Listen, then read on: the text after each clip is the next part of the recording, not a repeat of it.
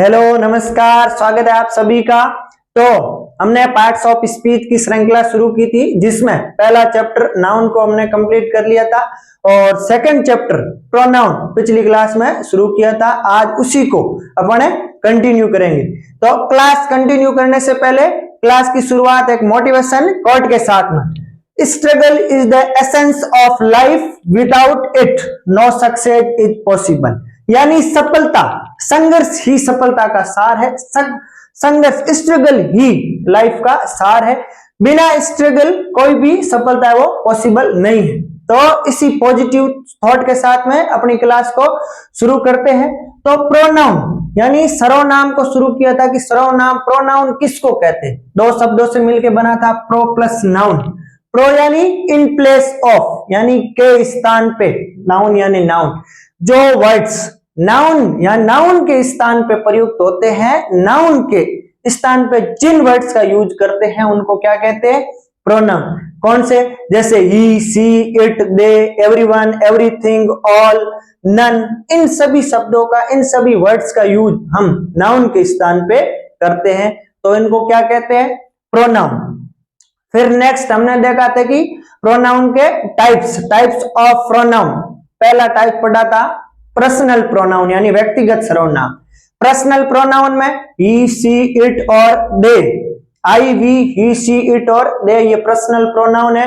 Personal pronoun में भी हमने देखा था कि पर्सनल प्रोनाउन ये 3 पर्सन पढ़े थे। फर्स्ट पर्सन यानी जो व्यक्ति बात कहने वाला होता है, आई और वी। सेकंड पर्सन यानी सुनने वाला, सामने वाला व्यक्ति, सेकंड पर्सन था यू। थर्ड पर्सन यानी जिसको हिंदी में कहते हैं अन्य पुरुष, ही, शी, इट और दे, ये थर्ड पर्सन होते हैं। फिर हमने देखा था कि पर्सनल प्रोनाउन में भी 2 केस, यानी जो सब्जेक्टिव केस यानी जहां जिसको अपन कहते हैं नॉमिनेटिव केस, जिसका प्रयोग, जिस प्रोनाउन का प्रयोग सब्जेक्ट के स्थान पे यूज करते हैं उसको क्या कहते हैं, सब्जेक्टिव केस के प्रोनाउन। कौन से थे? I, we, you, he, she, it और दे, ये सब्जेक्टिव केस के प्रोनाउन थे और इनका प्रयोग सेंटेंस में सब्जेक्ट के स्थान पे करते हैं। तो सब्जेक्ट किसको कहते हैं? वाक्य में कर्ता, जिसको कहते हैं डूअर, यानी जो डूअर होता है, काम करने वाला व्यक्ति होता है, उसको सेंटेंस का सब्जेक्ट कहते हैं। और ऑब्जेक्टिव केस का प्रोनाउन यानी जिस प्रोनाउन का प्रयोग सेंटेंस में ऑब्जेक्ट के स्थान पे करते हैं उसको क्या कहते हैं, ऑब्जेक्टिव केस के प्रोनाउन। तो नेक्स्ट अपना था सेकंड पॉसेसिव प्रोनाउन यानी अधिकारवाचक सर्वनाम। जिस प्रोनाउन का प्रयोग किसी भी नाउन के पोजेशन को, अधिकार को या ओनरशिप को दर्शाने के लिए करते हैं उसको पॉसेसिव केस के प्रोनाउन कहते हैं। और नेक्स्ट हमने पढ़ा था डेमोन्स्ट्रेटिव यानी संकेतवाचक, जिसमें किसी भी नाउन को डेमोन्स यानी पॉइंट आउट करने के लिए, संकेत करने के लिए जिस प्रोनाउन का प्रयोग करते हैं उसको कहते हैं डेमोन्स्ट्रेटिव। जिसमें हमने पढ़ा दिस, दैट, दीज और दोज। दिस का प्रयोग, दिस यानी यह, यानी सिंगुलर कोई भी नजदीक की वस्तु को पॉइंट आउट करने के लिए करते हैं, उसके लिए दिस का प्रयोग करते हैं। दैट सिंगुलर दूर की वस्तु को पॉइंट आउट करने के लिए करते हैं। दीज प्लूरल नजदीक की कोई वस्तु है, एक से ज्यादा है, मोर देन वन है, उनके लिए करते हैं। और दोज प्लूरल है, दूर की कोई वस्तु है, उनके लिए करते हैं। तो प्रोनाउन के अपन ने, प्रोनाउन के ये 3 टाइप है जो पिछली क्लास में हमने पढ़ लिए थे। तो आज हम नेक्स्ट जो अपना कंटिन्यू करेंगे, चौथा टाइप है वो।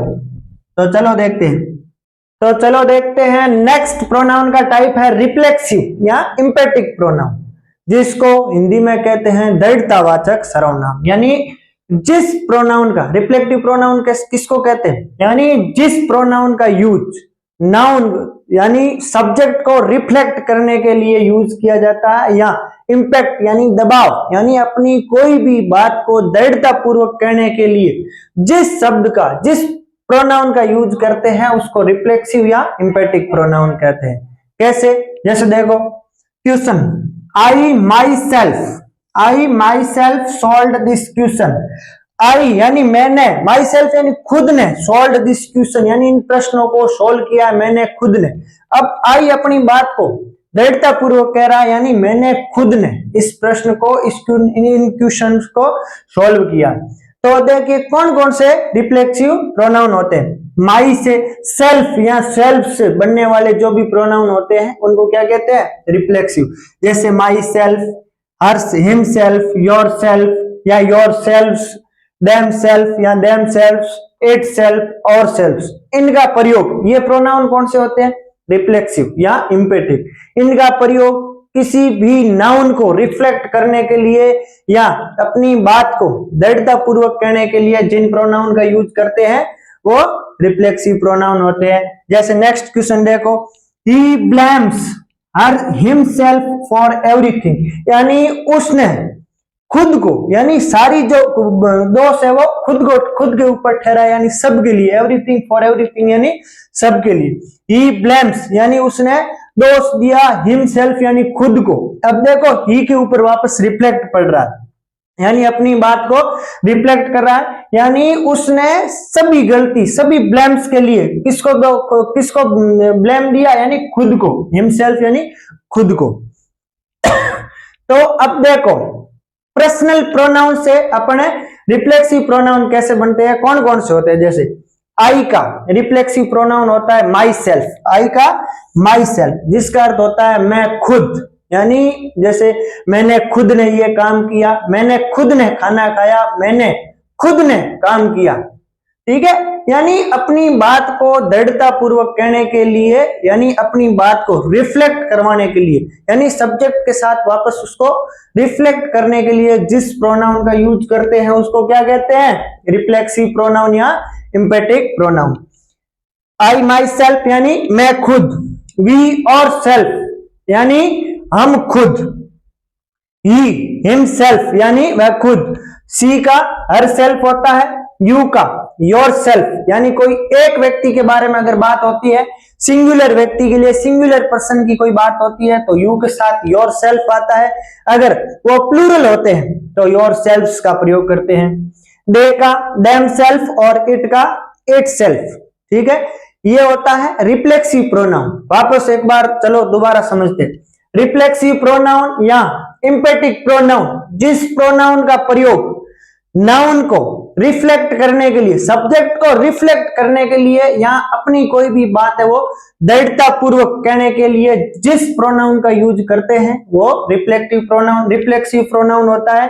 और सेल्फ और सेल्फ से बनने वाले प्रोनाउन रिफ्लेक्सिव प्रोनाउन होते हैं। My self, him self, your self, her self, them self और सेल्फ, ये सारे प्रोनाउन रिफ्लेक्सिव प्रोनाउन होते हैं। और कैसे बनते हैं? जैसे पर्सनल प्रोनाउन से रिफ्लेक्सिव प्रोनाउन, आई का माई सेल्फ, वी का और सेल्फ, ही का हिम सेल्फ, सी का हर सेल्फ होता है, यू का योर सेल्फ और योर सेल्फ्स, दे का देम सेल्फ, इट का इट सेल्फ होता है। इनका प्रयोग किसी भी बात को दृढ़ता पूर्वक कहने के लिए प्रयोग करते हैं।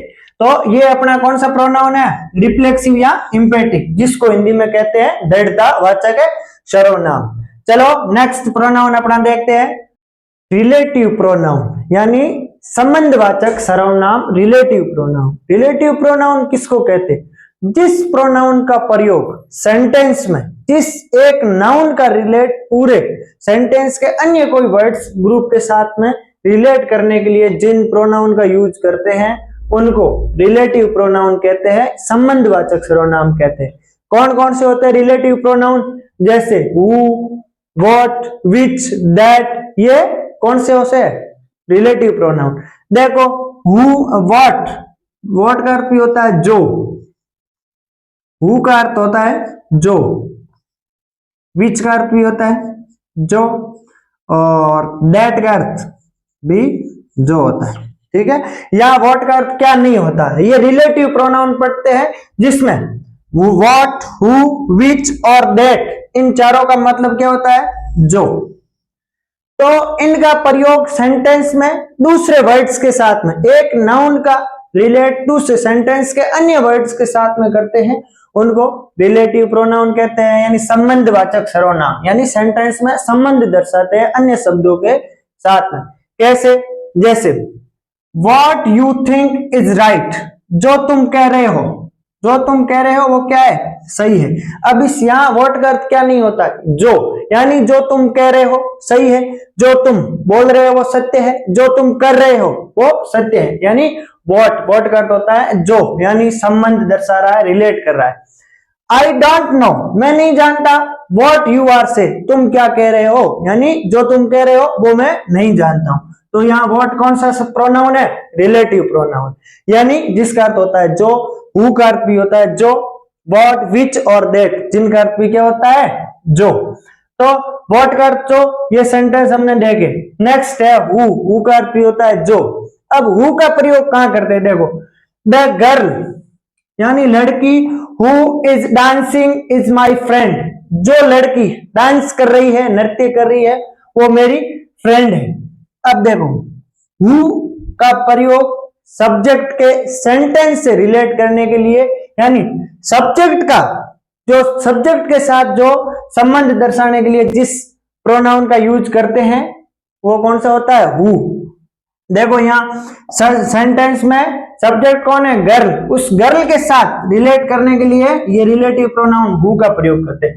यानी जो लड़की, यानी girl who is dancing is my friend, या the boy who is dancing is my brother is my friend, यानी जो लड़का डांस कर रहा है वो मेरा मित्र है या मेरा भाई है। ठीक है, जिस रिलेटिव प्रोनाउन का प्रयोग सब्जेक्ट के सेंटेंस के साथ में संबंध दर्शाने के लिए करते हैं, सब्जेक्ट के साथ में वो हु होता है। रिलेटिव प्रोनाउन कौन सा होता है, हु।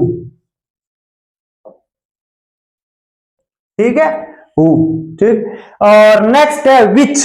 विच का अर्थ भी होता है जो, इसका प्रयोग कोई थिंग्स या कोई एनिमल्स के लिए करते हैं। थिंग्स यानी वस्तुओं के लिए या कोई एनिमल्स के लिए, जिसका संबंध, जिस प्रोनाउन, जिस रिलेटिव प्रोनाउन का प्रयोग किसी वस्तु के लिए या कोई एनिमल्स के लिए करते हैं, वो प्रोनाउन होता है विच। देखो जैसे example, I like the dress which you gave me, मैं उस ड्रेस को लाइक करता हूं जो आपने मुझे दी है। तो यहाँ विच आएगा, या यू का प्रयोग है वो सही नहीं होता है, विच का प्रयोग होगा, क्योंकि यहाँ ड्रेस के बारे में संबंध दर्शाया जा रहा है। यानी I like the dress which you gave me, यानी मैं उस ड्रेस को पसंद करता हूं जो आपने मुझे दी है। नेक्स्ट देखो, द डॉग यानी वो कुत्ता, which is black in colour, जिसका कलर ब्लैक है, इज माइन, मेरा है। अब देखो कुत्ते से रिलेट दर्शा रहे, यानी कुत्ते से संबंध दर्शा रहे तो विच का प्रयोग होगा, क्योंकि किसी थिंग के बारे में या कोई निर्जीव, कोई जानवर, एनिमल्स के बारे में यहाँ अपने को पूछा है, एनिमल से रिलेट करना है, तो कौन सा रिलेटिव प्रोनाउन आएगा, विच का प्रयोग करें। The dog which is black in colour is a mine, यानी जो डॉग ब्लैक है, वो जिसका कलर ब्लैक है, वो किसका डॉग है, मेरा है। ठीक है, हु, व्हाट, हु और विच तीनों का अर्थ जो होता है। अब देखो नेक्स्ट दैट। दैट का मतलब होता है जो, दैट का मतलब भी जो। अब इनका प्रयोग कुछ निश्चित शर्तें होती है उनके पहले करते हैं। एक तो अपन एवरी यानी सभी के सेंस में, जैसे एवरीबॉडी, एवरीथिंग, एवरीवन, सभी के संबंध में यहाँ जहां एवरी का सेंस आएगा वहां दैट का प्रयोग करेंगे। एक द सेम या ओनली, उसके बाद में हमेशा कौन सा रिलेटिव प्रोनाउन आएगा, दैट। जैसे example, he is the only boy that can do this work, ये केवल एक ही ओनली बॉय है जो इस काम को कर सकता है। अब दैट या क्या आया, ओनली, ओनली आए, द सेम आए, या एवरी का सेंस, जैसे एवरीबॉडी, एवरीथिंग, इनका सेंस देने वाले शब्द आए तो उसके बाद में रिलेटिव प्रोनाउन कौन सा आएगा, दैट। ठीक है, यहाँ ओनली आया तो ओनली के बाद रिलेटिव प्रोनाउन कौन सा आएगा, दैट का प्रयोग। तो व्हाट, हु, विच और दैट जिनका मतलब क्या होता है, जो, और व्हाट का मतलब हमने समझा, यानी जो तुम कह रहे हो वो सही है, जो तुम कर रहे हो वो सही है, और जो तुम बोल रहे हो वो मैं नहीं जानता हूं, यानी जो के संबंध में करते हैं। हु का प्रयोग सेंटेंस में सब्जेक्ट के लिए जिस रिलेटिव प्रोनाउन का यूज करते हैं हु का प्रयोग करते हैं। विच का प्रयोग किसी एनिमल्स के लिए या किसी थिंग्स यानी किसी वस्तु के लिए, कौन सा, विच। और दैट, द सेम, ओनली या एवरी का सेंस, एवरीथिंग, एवरीबॉडी, इन सभी का कोई अर्थ देने वाले शब्द हो तो उनके पहले दैट का प्रयोग करेंगे। चलो नेक्स्ट देखते हैं, कुछ और रिलेटिव प्रोनाउन है। whom का अर्थ होता है जिसे, यानी जैसे सेंटेंस देखो, the man whom you helped is my uncle, यानी वह व्यक्ति जिसे तुमने सहायता की थी वो कौन है, मेरे अंकल है। नेक्स्ट है द बॉय whom, यानी वह लड़का, whom यानी जिसे, you saw तुमने देखा था, is my brother मेरा भाई था। अब whom का अर्थ होता है जिसे, इसका प्रयोग कहाँ करते हैं, देखो whom का प्रयोग अपन किसी पर्सन के लिए करते हैं, किसी व्यक्ति के लिए करते हैं, और ऑब्जेक्ट के रूप में, यानी किसी ऑब्जेक्ट यानी कर्म। सेंटेंस में who का प्रयोग करते हैं व्यक्ति के लिए, पर्सन के लिए, और ऑब्जेक्ट के रूप में, ऑब्जेक्ट के साथ में रिलेट करने के लिए whom का प्रयोग करते हैं, यानी जिसे, यानी द मैन, या द मैन यानी वह व्यक्ति, whom यानी जिसे तुमने हेल्प यानी सहायता की थी, या द बॉय whom यानी जिसे you saw तुमने देखा था, वो इज माई ब्रदर यानी मेरा भाई है।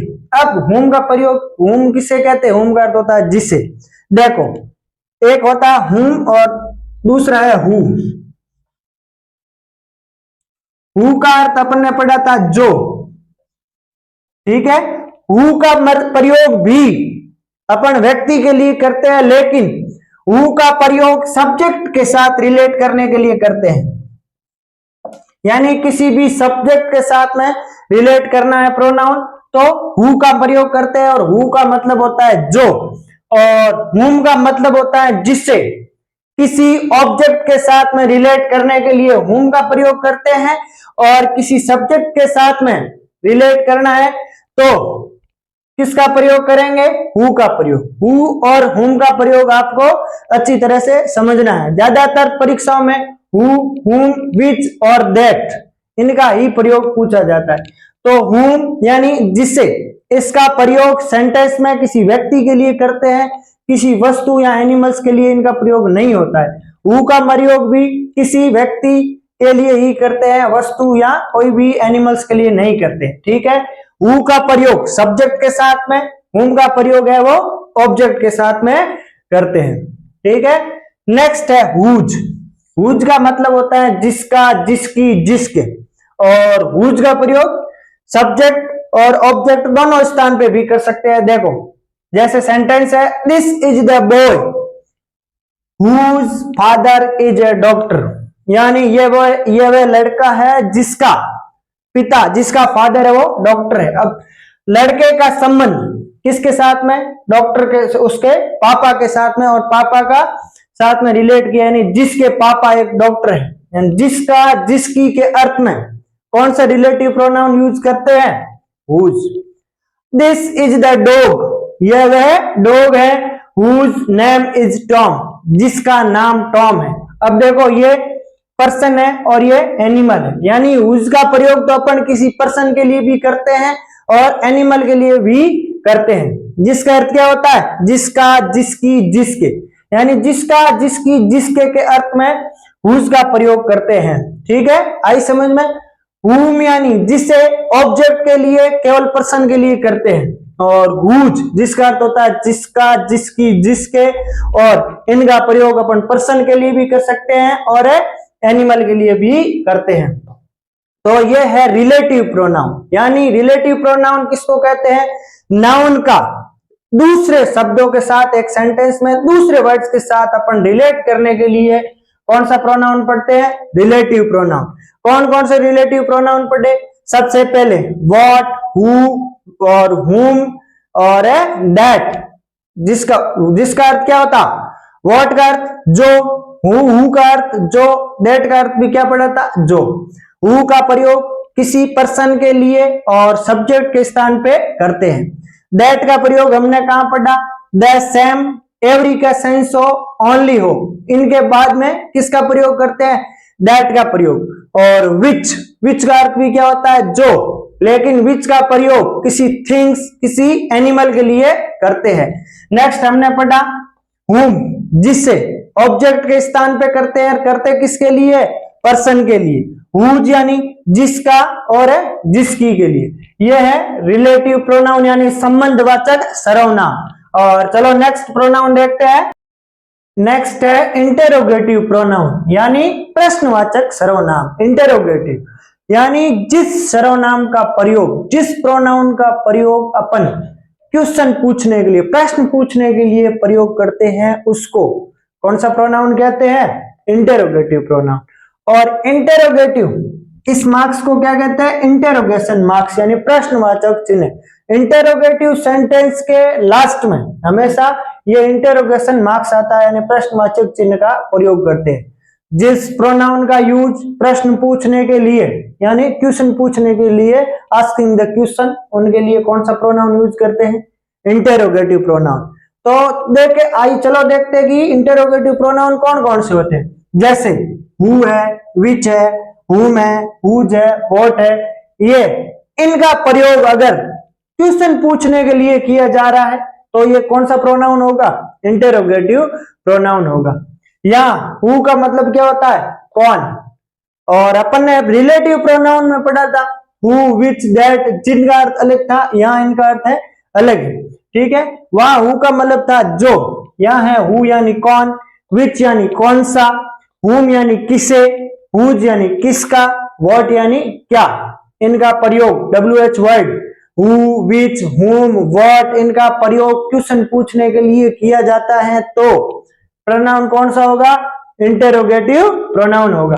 जैसे हु कॉल्ड माई नेम, मेरा नाम कौन पुकार रहा है। या who won the match, match को कौन जीता। तो यहाँ हु का मतलब क्या हो रहा है? यानी कौन के अर्थ में हु का प्रयोग है। और लास्ट में कौन सा मार्क्स आता है? Interrogation marks. Who won the match, who called my name यानी कौन। हु का मतलब क्या होता है? कौन। प्रोनाउन कौन सा? इंटेरोगेटिव। नेक्स्ट है विच, कौन सा या कौन सी के लिए। हु का प्रयोग किसके लिए होता है? सब्जेक्ट के लिए। और किसी हु का प्रयोग यहाँ भी प्रश्न के लिए होता है यानी किसी व्यक्ति के लिए, और किसके स्थान पे? यानी सब्जेक्ट के स्थान पे प्रयोग करते हैं। विच का प्रयोग किसी वस्तु या कोई भी जानवर के लिए प्रश्न पूछने के लिए किया जाता है। जैसे देखो which is your favourite colour, आपका पसंदीदा फेवरेट कलर कौन सा है, या कौन, इसका विच यानी कौन सा या कौन सी होता है।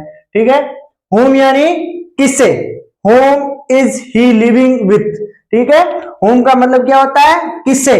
और हुज का मतलब होता है किसका, यानी हुज हाउस इज दैट, वह घर किसका है। ठीक है, और व्हाट यानी क्या। What is your name, what is your father name, what are you doing, तुम क्या कर रहे हो, तुम्हारा नाम क्या है, तुम्हारे पापा का नाम क्या है, तुम कहां जा रहे हो। ठीक है, और व्हाट यानी क्या, यानी क्या के अर्थ में, क्या के लिए जिस प्रोनाउन का यूज करते हैं उसके लिए व्हाट का प्रयोग करते हैं। ठीक है, ये जैसे व्हाट आर यू डूइंग, तुम क्या कर रहे हो। What is your name, what is your friend name, आपके दोस्त का नाम क्या है या आपका नाम क्या है। ठीक है, यहाँ व्हाट का अर्थ होता है क्या, और रिलेटिव प्रोनाउन में व्हाट का अर्थ क्या होता है? जो। ठीक है, ये आपको ध्यान रखना है। रिलेटिव और इंटेरोगेटिव प्रोनाउन दोनों को रिलेट करके आपको पढ़ना है, ध्यान रखना है। तो इंटेरोगेटिव प्रोनाउन, जिस प्रोनाउन का प्रयोग क्वेश्चन पूछने के लिए किया जाता है वो इंटेरोगेटिव होता है, प्रश्नवाचक सर्वनाम होता है। और इनके लास्ट में हमेशा कौन सा मार्क्स आता है? इंटेरोगेशन मार्क्स आता है, यानी प्रश्नवाचक चिन्ह का प्रयोग करते हैं। हु, विच, हुम, व्हाट और हुज। हु यानी कौन, विच यानी कौन सा, और हुम यानी किसे, हुज यानी किसका, व्हाट यानी क्या। इन चीज को आपको ध्यान रखना है। यह कौन सा प्रोनाउन है? इंटेरोगेटिव प्रोनाउन है। चलो नेक्स्ट अपन देखते हैं indefinite pronoun. Indefinite pronoun, indefinite यानी अनिश्चित प्रोनाउन, जिसका प्रयोग, जिस प्रोनाउन का प्रयोग अनिश्चित यानी कोई निश्चित वस्तु नहीं होती है, निश्चित नाउन नहीं होती, उस अनिश्चित नाउन को, अनिश्चित नाउन के स्थान पे जिस प्रोनाउन का यूज किया जाता है वो इंडेफिनेट प्रोनाउन होती है। जैसे मेनली 4 शब्दों से मिलकर बनती है, सम, एनी, एवरी और नो से बनने वाली, जैसे सम से someone, something, somewhere, somebody, any से एनीवेयर, एनीथिंग, एनीबॉडी, ये एनी, ये सारी, और एवरी से एवरीबॉडी, एवरीथिंग, एवरीवेयर, नो से नन, नोबॉडी, नथिंग, और जैसे कुछ अन्य होती है ऑल है, अनदर है, एनी, एनीवन, फ्यू, ये सारी प्रोनाउन होती है वो क्या कौन सी होती है?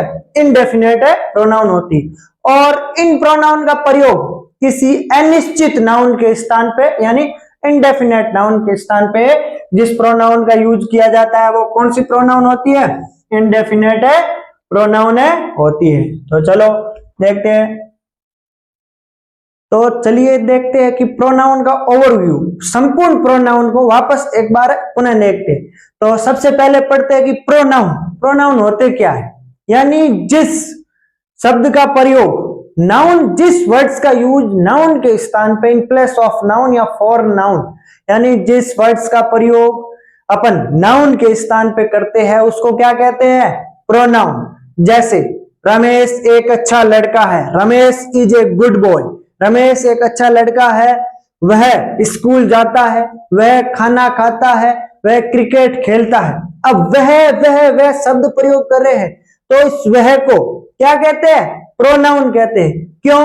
क्योंकि ये नाउन के स्थान यानी रमेश के स्थान पे शब्द प्रयोग हुआ है वह, यानी जिस शब्द का प्रयोग नाउन के स्थान पे करते हैं उसको क्या कहते हैं? प्रोनाउन कहते हैं। फिर देखते हैं अपन एक एक करके कि प्रोनाउन के कौन कौन से टाइप होते हैं। चलो टाइप्स ऑफ प्रोनाउन। सबसे पहले पर्सनल प्रोनाउन यानी व्यक्तिगत सर्वनाम, व्यक्तिवाचक सर्वनाम। पर्सनल प्रोनाउन यानी किसी व्यक्ति के लिए, किसी वस्तु के लिए जो प्रोनाउन यूज होते हैं उसको पर्सनल प्रोनाउन कहते हैं। कौन कौन से होते हैं? I, we, you, he, she, it, they, यानी इनका प्रयोग किसी व्यक्ति के लिए, किसी वस्तु के लिए होता है। कौन सा प्रोनाउन है? पर्सनल प्रोनाउन है। ठीक है, इनमें हमने तीन केस देखे थे, तीन पर्सन देखे थे। फर्स्ट पर्सन आई और we, second person you, he, she, it और दे, थर्ड पर्सन होता है यानी अन्य पुरुष होते हैं। फिर हमने देखे पर्सनल प्रोनाउन के दो केस, एक पॉजिटिव केस जिसको सब्जेक्टिव केस कहते हैं, जिसको नॉमिनेटिव केस कहते हैं, यानी जिसका प्रयोग सब्जेक्ट के स्थान पे करते हैं वो कौन सा केस होता है? Subjective case. अगर इसी प्रोनाउन का प्रयोग, इसी पर्सनल प्रोनाउन का प्रयोग अपन किसी ऑब्जेक्ट के स्थान पे करते हैं तो वहां कौन सा प्रोनाउन आएगा? ऑब्जेक्टिव केस के प्रोनाउन आएगा। कौन कौन से? जैसे आई का ऑब्जेक्टिव क्या होता है? मी, वी का अस, और यू का यू, ही का हिम, सी का हर, इट का इट, दे का देम। ये तो है पर्सनल प्रोनाउन। नेक्स्ट देखते हैं पॉजिटिव प्रोनाउन। पॉजिटिव यानी अधिकारवाचक, जिस प्रोनाउन का प्रयोग पोजेशन को दर्शाने के लिए, ऑनरशिप के लिए करते हैं वो कौन सा प्रोनाउन होता है? Positive pronoun.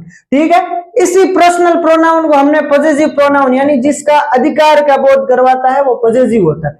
आई का होता है माइन, वी का आवर्स, यू का योर्स, ही का हिट, सी का हर्ष और इट का इटी, दे का देयर्स। इनका प्रयोग पोजेशन को किसी भी चीज का मालिकाना हक दर्शाने के लिए या ऑनरशिप के लिए या कोई भी अधिकार के लिए जिस प्रोनाउन का यूज करते हैं वो कौन सा प्रोनाउन होता है? पोजेशन। नेक्स्ट है डेमोन्स्ट्रेटिव यानी संकेतवाचक, किसी भी चीज को पॉइंट आउट करना, संकेत करने के लिए किस प्रोनाउन का प्रयोग करते हैं? डेमोन्स्ट्रेटिव। कौन कौन से होते हैं?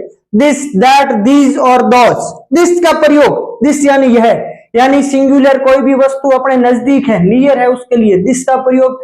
दैट का प्रयोग सिंगुलर के लिए लेकिन दूर कोई वस्तु है उसके लिए दैट का प्रयोग। दीज का प्रयोग प्लूरल, पास की वस्तु, नियर की कोई भी वस्तु है उनके लिए दीज। दोज यानी दूर की कोई वस्तु फॉर, और प्लूरल है उसके लिए किसका प्रयोग करते हैं? दोज का। ये डेमोन्स्ट्रेटिव यानी संकेतवाचक सर्वनाम। नेक्स्ट अपना है रिफ्लेक्सिव प्रोनाउन, यानी जिस प्रोनाउन का प्रयोग अपन नाउन को रिफ्लेक्ट करने के लिए, यहां इसका दूसरा नाम क्या होता है? इंफेटिक यानी दृढ़तावाचक, अपनी दृढ़ता पूर्वक अपनी कोई बात कहते हैं उसके लिए करते हैं। और सेल्फ या सेल्फ से जो बनने वाले प्रोनाउन होते हैं वो रिफ्लेक्सिव होते हैं। जैसे myself, yourself, himself, itself. Yourself plural के लिए, देम सेल्फ और सेल्फ। आई का रिफ्लेक्सिव प्रोनाउन होता है माई सेल्फ, यू का रिफ्लेक्सिव प्रोनाउन होता है योर सेल्फ सिंगुलर के लिए, प्लूरल के लिए क्या होता है योर सेल्फ, ही का हिमसेल्फ, इट का इट सेल्फ, सी का होता है हर सेल्फ, दे का देम सेल्फ और वी का और सेल्फ होता है। ये प्रोनाउन कौन सा है रिफ्लेक्सिव प्रोनाउन, यानी नाउन को सब्जेक्ट को रिफ्लेक्ट करने के लिए जिस प्रोनाउन का यूज करते हैं वो कौन सा होता है reflexive pronoun. Next relative pronoun यानी संबंधवाचक सर्वनाम, जिस प्रोनाउन का प्रयोग नाउन का संबंध वाक्य के सेंटेंस के अन्य वर्ड्स के साथ रिलेट करने के लिए किया जाता है उसको क्या कहते हैं रिलेटिव प्रोनाउन। जैसे what, who, which, that, whom और whose. What, who, which, that इसका अर्थ क्या होता है जो, व्हाट यानी जो, हु का अर्थ होता है जो, विच यानी जो, दैट का अर्थ भी जो होता है व्हाट, ठीक है जो, और हु यानी जो किसके लिए किसी सब्जेक्ट के सेंटेंस के सब्जेक्ट के लिए और पर्सन के लिए यानी किसी व्यक्ति के लिए, विच का किसी थिंग्स या एनिमल के लिए जो के अर्थ में। दैट का प्रयोग हमने कहां पढ़ा था, दैट एक तो सुपरलेटिव डिग्री के साथ में लगता है और एक तो ओनली के साथ में, और एवरी का सेंस जो भी एवरी का सेंस यानी प्रत्येक का जो अर्थ देने वाले वर्ड्स होते हैं उनके साथ में किसका प्रयोग दैट का। whom यानी जिससे, whose यानी जिसका या जिसकी के लिए। यह सब प्रोनाउन कौन सा रिलेटिव प्रोनाउन। इंटेरोगेटिव प्रोनाउन यानी प्रश्नवाचक सर्वनाम, जिस प्रोनाउन का प्रयोग प्रश्न पूछने के लिए किया जाता है, यानी यही व्हाट, हु, विच, हुम और हुज इनका प्रयोग अगर प्रश्न पूछने के लिए किया जा रहा है वो कौन सा प्रोनाउन होगा इंटेरोगेटिव। और लास्ट में कौन सा मार्क्स लगता है इंटेरोगेशन मार्क्स लगता है। व्हाट यानी क्या, हु यानी कौन, विच यानी कौन सा, हुम यानी किससे, हुज यानी किसका। इन दोनों को आपको रिलेट करके ही पढ़ना है। रिलेटिव प्रोनाउन में इसका अर्थ अलग होता है और इंटेरोगेटिव में इन प्रोनाउन का अर्थ होता है अलग अलग, आपको ध्यान से इनका अध्ययन करना है। इनडेफिनेट यानी अनिश्चित प्रोनाउन, जिस प्रोनाउन का प्रयोग किसी इनडेफिनेट नाउन के स्थान पे करते हैं वो कौन सा होता है इनडेफिनेट। सम से बनने वाले somebody, someone, somewhere, any से बनने वाले anything, anyone, anywhere, every से everybody, everyone, every ये सारे, no से none है, nothing है, no one है, ये सारे प्रोनाउन कौन से होते हैं इंडेफिनेट प्रोनाउन। तो ये अपना प्रोनाउन का चैप्टर था और आपको अगर किसी ने पहला वीडियो नहीं देखा है तो पहले आपको जाके पहला वीडियो नाउन प्रोनाउन का देखना है, उसके बाद में आपको ये प्रोनाउन है वो पूरी तरीके से समझ में आ जाएगी। और आई होप आप सबको ये चैप्टर समझ में आया होगा।